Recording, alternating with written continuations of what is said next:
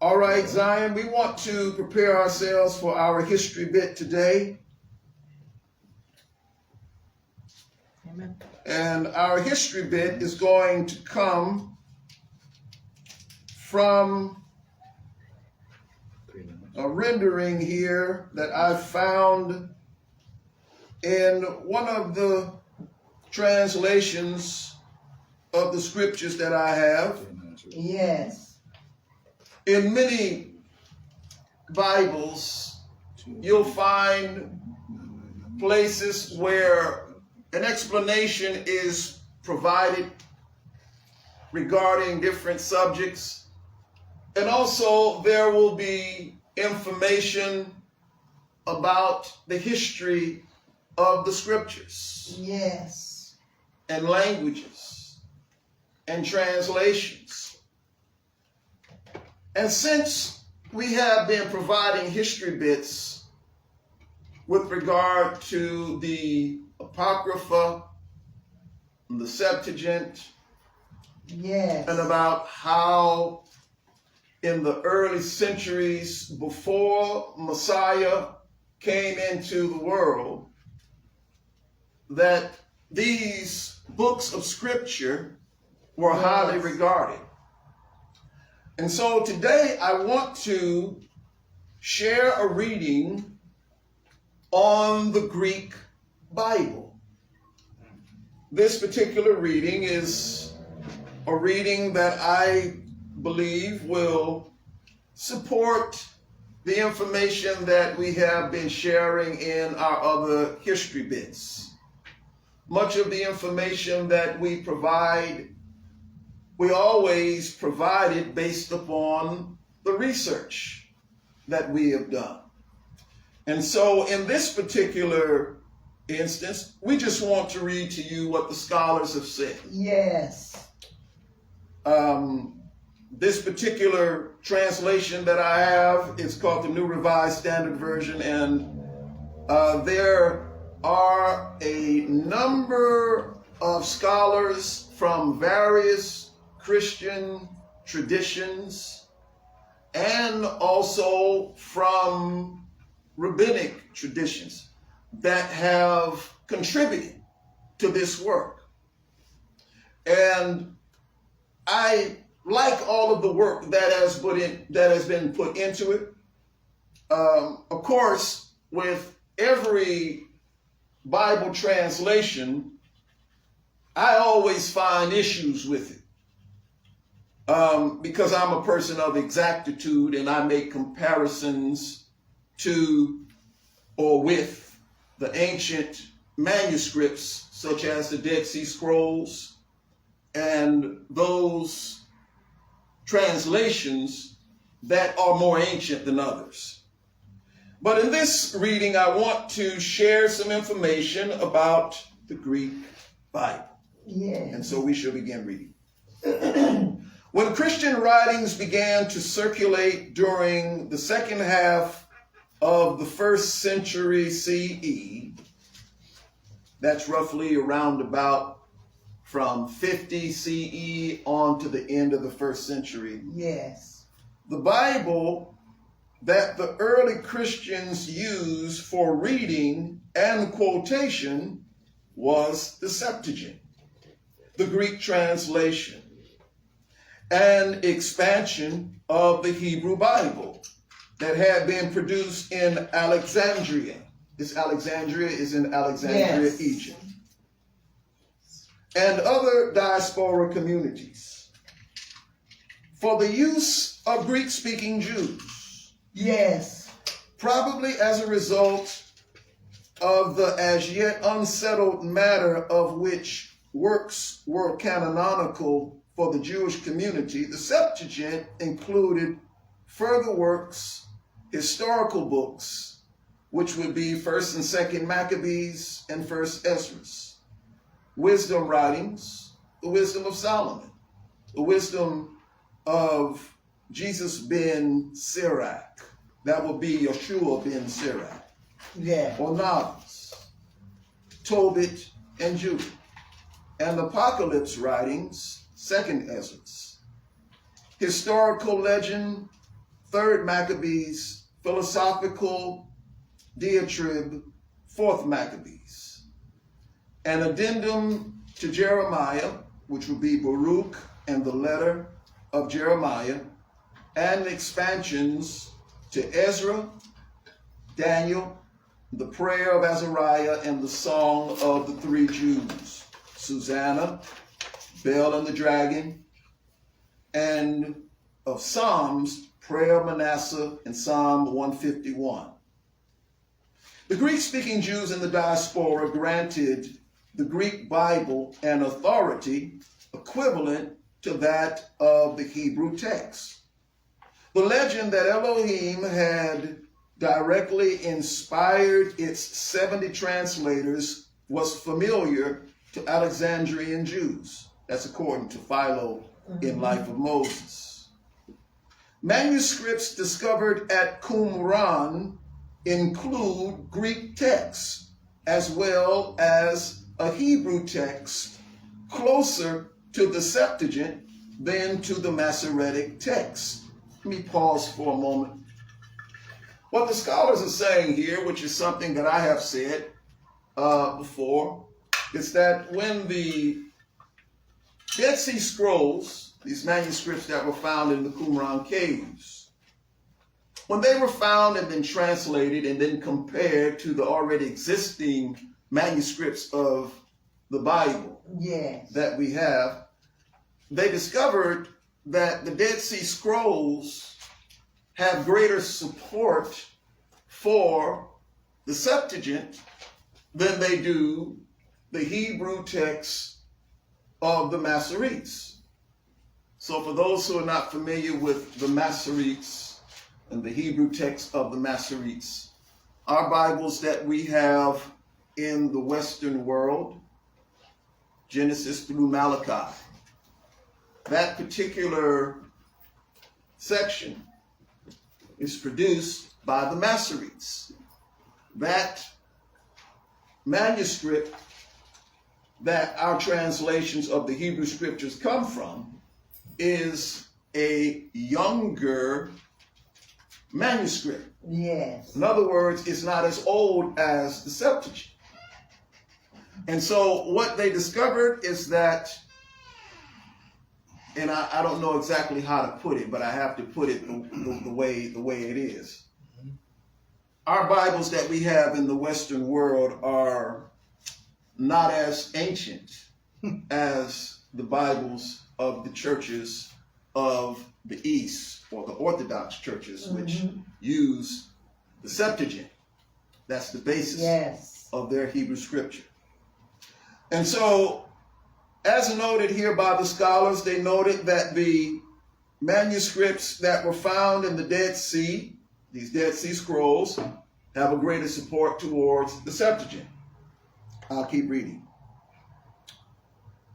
Toward the end of the 1st century BCE, this is before the Common Era, which would be before the Messiah came, some books of the Septuagint were revised in Palestine to bring them closer to the known Hebrew text. Some New Testament citations, whose wordings are between the Greek and Hebrew texts that we have today, may also reflect local revisions. Evidently, the various Jewish communities in the Greek-speaking diaspora knew their Greek Bible in versions that differed from each other. Jewish revisions in the 2nd century CE sought to bring the Greek text closer to the Hebrew, and in some cases to replace terms that Christians had seized upon in disputes with Jews, such as virgin in Isaiah 7, verse 14. I want to pause for a moment before I continue reading, just to kind of give some explanation and clarification. What was happening at this particular time in both the 1st century and also towards the 2nd century CE was that there were the Pharisaic sect that had developed a Hebrew text that was differing from the more ancient Hebrew text that the Septuagint was translated from. And because they did not believe in the preaching of the sect of the Nazarenes. Sect of the Nazarenes are those who follow the Messiah. Because they did not believe in Yeshua being the Messiah, they wanted to create a text of scripture for the Greek-speaking Jewish community that would be more in line with their Hebrew translation, which was actually a newer Hebrew translation. Yes. And so this is what this is talking about here, what was going on. They wanted it to be more in line with what they had developed. And as the text says, when you would read the Greek translation, you would see the word virgin in Isaiah chapter 7, verse 14. And what the Pharisaic Jews were doing, they wanted to remove wording or verbiage that reflected the prophecy in Isaiah as being a virgin, which refers to a woman who had never had intercourse with a man, so that they can basically rule out the concept that the Messiah was born from a woman who did not have intercourse with a man. So there were a number of things that were happening during this time in history so as to get away from or somehow discredit the message of Messiah and his apostles. Yes. I'll keep reading. The Theodosian version of the 2nd century CE forms the text of most surviving manuscripts. This is of the Septuagint. Citations in Christian writers of the 4th century CE, as well as the Old Latin versions, suggest that there were Christian recensions of the Greek Bible during this period as well. The Septuagint, therefore, is really an anthology of translations and revisions. Just like, you know, how we have the English Bible today. The English Bible came from a particular source, but after that English Bible came, we have a whole lot of different translations that we get from that. Yeah, that started to happen with the Septuagint. Yes. Although some early Christians were aware that the Greek Bible they used was more extensive than the Hebrew Bible. Being more extensive means that it had more information. All right? And we've shown you instances and examples how the Septuagint has more information. Yeah. And we also confirm the basis of that information or that expanded information. In other words, what we're saying is that they didn't just come and add stuff to the Septuagint. What happened was that the Hebrew text that came later removed stuff that was originally in the original Hebrew text and the Septuagint. Everybody understand that? Yes, sir. Yes. Let me continue reading. I'm going to reread the portion. Although some early Christians were aware that the Greek Bible they used was more extensive than the Hebrew Bible, its authority remained intact. Origen, this was one of the early fathers of the faith who lived during the 2nd century from 185 to 254. So he lived from the period of the 2nd century to the 3rd century. He recommended that the books Judith, Tobit, and Wisdom to beginning Bible readers before the Gospels and Epistles. Let me hold up here. So you mean to tell me that in the 2nd century and 3rd century, these leaders were recommending these books that were regarded as the Apocrypha as reading to be preferred first before reading the Gospels? Yes, that is how much they highly regarded the Septuagint. You know, in our day to day, when a person comes to faith, the first thing that they're told to do is read the book of John. Yep. They're not told to read the book of Genesis. They're told to read the book of John. And so we find that there was a very different mindset in the early beginnings of the Messianic Israelite community than what we see in the present Christian era. I'm almost through. We find also Amphinacious. This was another father of the faith who lived in the 3rd century from 296 to 374. May also have shared this view. He includes wisdom as well as the Didache and the Shepherd of Hermes. Now, the Didache and the Shepherd of Hermes are regarded as two non-canonical early Christian writings. They have that in parentheses here in this rendering here. And it says, in his list of works to be used in the instruction of catechumen. Now, catechumen, it just simply means new believers. Jerome, in 345 through 420, continued to cite the Greek Bible, though arguing for the superiority of the Hebrew text and canon. It was Jerome who first separated these additional works in the Greek Bible from those for which he had Hebrew originals, placing them at the end of the Old Testament. Now, the last part that I read, finishing up this reading, mentioning about Jerome. Jerome was one of what you would call the Latin fathers. He was a part of the Roman Catholic system. It was him and his belief that the Hebrew text of Scripture had more validity.